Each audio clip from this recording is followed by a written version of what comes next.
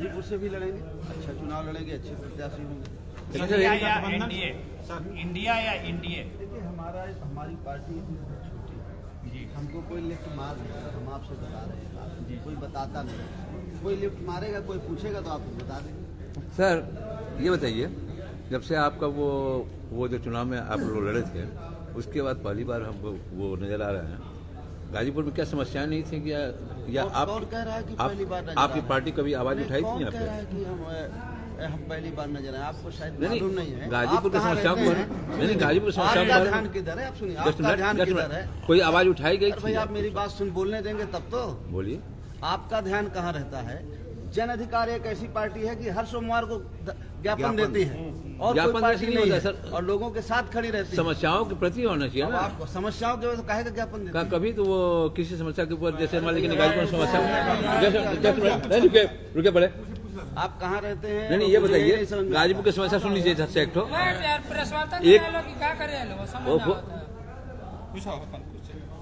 आप बोल रहे थे, तू पूछ लीजिए, पूछिए।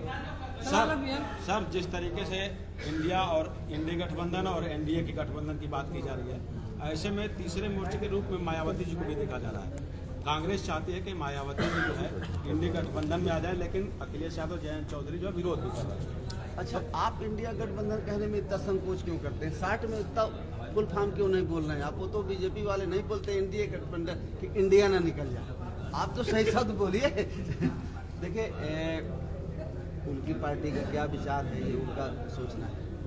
हमारी किसी से कोई बहुत अच्छी मतलब ये कहें कि फाइनल स्टेज पर कोई बातचीत नहीं है। जब हमारी किसी से बातचीत होगी या फाइनल हो जाएगी तो हम जरूर आपको बताएंगे। सर पिछले विधानसभा चुनाव में जहाँ तो ओवैसी की पार्टी से भी आपका गठबंधन था जी, तो क्या लगता है इस बार क्या रहेगा?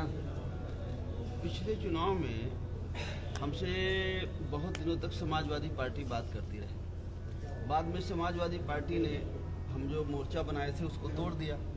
हमारे मोर्चे को तोड़ के कुछ लोगों को ले लिया और हमारे साथ मतलब एक तरह से धोखा देने का काम किया। तो नहीं किया समाजवादी पार्टी ने नहीं किया। बीजेपी से हम करना नहीं चाहते थे, हमको भी चुनाव लड़ना था, तो हमको जो साथी मिला उसके साथ हम लड़े। तो क्या माना जाए 2024 के चुनाव में क्या ओवैसी का साथ फिर से रहेगा या क्या होगा? नहीं, अभी ओवैसी साहब से हमारी कोई बातचीत नहीं, लेकिन विधानसभा में चुनाव लड़े थे और अभी हमारी ओवैसी जी से कोई बातचीत नहीं किसी तरह। सर प्रदेश में कहा जा रहा है कि आपके समाज की लगभग 7% मतदाता है और ऐसे में 2022 के चुनाव में आपको जो है 1% भी वोट नहीं मिले थे, कई जगह जमानत जब्त हुए थे। तो इस बार 2024 में बाबू सिंह कुशवाहा यानी जन अधिकार पार्टी कैसे चुनाव करेगी? देखिए कई जगह नहीं, बहुत जगह, अधिकांश जगहों में जमानत जब्त हो गई है, इसलिए मैं कोई संकोच नहीं कर रहा हूँ आपको बताने में। अभी अच्छा बड़ी मज़ेदार बात है, तो हमारी क्यों आप सोच रहे हैं? समाजवादी पार्टी सरकार बनाने जा रही है, बहुजन समाज पार्टी भी सरकार बनाने जा रही थी, कांग्रेस भी राष्ट्रीय पार्टी थी, कांग्रेस का एक एमएलए जीता, बीएसपी का एक जीता। अब जहाँ इतनी बड़ी बड़ी पार्टियाँ धराशायी हो गई तो हम तो नए संगठन थे। अभी मध्य प्रदेश के चुनाव में हम भी लड़ रहे थे, कांग्रेस भी लड़ रही थी, कांग्रेस सीधे मुँह किसी से बात नहीं कर रही थी कि हम तो बस शपथ की भर दे रही है। सपा भी लड़ रही थी और बसपा भी लड़ रही थी, किसी की कोई हैसियत नहीं रही। तो कैसे चुनाव हो रहा है प्रदेश में, देश में, ये तो आप लोगों से छिपा नहीं है ना। बाबूजी 22 जनवरी को राम मंदिर का उद्घाटन होने जा रहा है, ऐसे में एक तरफ भाजपा जहां उसको कर रही है, वहीं तमाम विपक्षी दल जो है इसका विरोध भी कर रहे हैं। ऐसे में बाबू सिंह कुशवाहा किस राह पर रहेंगे? देखिए हम तो अपने लोगों से कहे हैं, सबसे कहे हैं कि देखिए भाई भगवान का मंदिर बन रहा है, भगवान सबको आशीर्वाद देंगे तो हमको भी देंगे आशीर्वाद। तो आशीर्वाद में आप ये मांग लेना कि भाई महंगाई कम हो जाए, बच्चों को रोजगार मिल जाए, बच्चों की शिक्षा की व्यवस्था हो जाए, ये चीज़ें मांग लेना। बाकी तो जो हो रहा है वो आप भी समझ रहे हैं। बाबू सिंह कुशवाहा कहाँ से चुनाव लड़ेंगे? बाबू सिंह कुशवाहा जहाँ हमारे साथी कहेंगे वहाँ से लड़ेंगे। सर जो इंडिया गठबंधन है उसमें कांग्रेस सबसे बैड फैक्टर है क्या पूरे संपूर्ण में, जिससे गठबंधन मजबूती नहीं हुई? बिना कांग्रेस के गठबंधन होगा ही नहीं, मजबूती नहीं होगी। कोई विपक्षी गठबंधन बिना कांग्रेस के संभव नहीं है। फैक्ट तो यही है, सही तो यही है। लेकिन शेयर ज्यादा मांगे, पश्चिम बंगाल में शेयर मांग रहे हैं, यूपी में, तो ऐसे ऐसे जो क्षेत्रीय दल अरे नहीं, वो तो अभी कहने के लिए है, थोड़ी बार्गेनिंग है। और भाई यूपी में, वेस्ट बंगाल में क्या मांगेगी कांग्रेस, क्या ले लेगी कांग्रेस?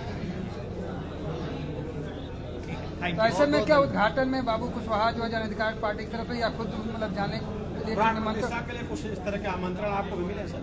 मैं भैया, मुझे कौन पूछ रहा है भैया? मैं तो लोगों से ये कह रहा हूँ, ऐसे मौके में जब कोई बोल नहीं रहा तो बाबू सिंह कुशवाहा बोल रहा है कि भाई देखो, मरने के बाद स्वर्ग मिलता है और स्वर्ग जाने के लिए सब कोई परेशान रहता है, लेकिन मैं आपसे कहूँ स्वर्ग जाने के लिए आप भी बहुत परेशान होंगे कि हमको स्वर्ग का टिकट मिल जाए, पूजा प्रतिष्ठा कर दे, यात्रा आप भी करेंगे तीर्थ। अब मैं कहूँ कि बस खड़ी है, चलो चलो स्वर्ग, तो स्वर्ग कोई जाना नहीं चाहता, मजबूरी में स्वर्गीय होता है आदमी, स्वर्ग आप भी नहीं जाना चाहेंगे। तो मरने के बाद स्वर्ग मिलेगा तो अलग बात है, लेकिन जिंदा रहने के लिए रोटी कपड़ा मकान स्वास्थ्य शिक्षा की जरूरत है, वो तो वो देते हैं जिनको वोट से जिताते हैं।